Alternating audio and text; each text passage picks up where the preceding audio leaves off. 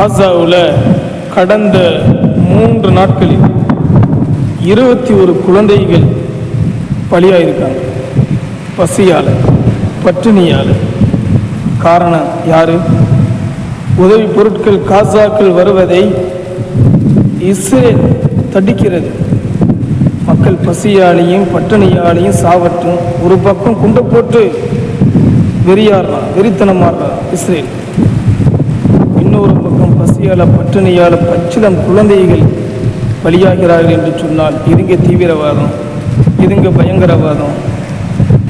குறிப்பிட்ட சமுதாயத்தின் மீது மட்டும் பயங்கரவாதம் தீவிரவாதம் என்று முத்திரை குத்தப்படுகிறது.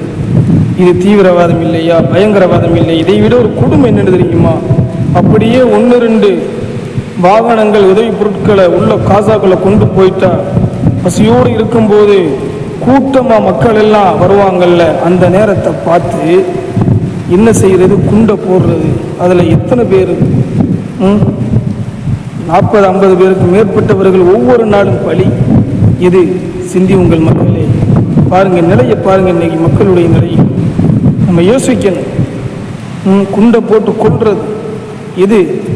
இதுக்கு தீவிரவாதத்துக்கு பயங்கரவாதத்துக்கு மதம் கிடையாதுங்க. யாரெல்லாம் எவரெல்லாம் குண்டுகளால் மக்களை பலியாக்குகிறார்களோ, குண்டுகளால் பாம்பு போட்டு குண்டை போட்டு எவனெல்லாம் மக்களை கொள்றாங்களோ, இவர்கள் எல்லோரும் யாரு தான்? தீவிரவாதிகள் தான், பயங்கரவாதிகள் தான்.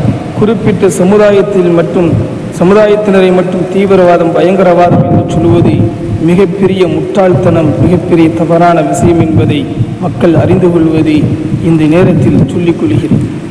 சதக்கியின் அனைத்து தமிழ் பயான்களையும் கேட்பதற்கு இந்த சேனலை சப்ஸ்கிரைப் செய்ய மறவாதீர்கள். மறக்காமல் பெல் ஐக்கானையும் கிளிக் செய்து அனைத்து பயான்களையும் நீங்கள் கேளுங்கள்.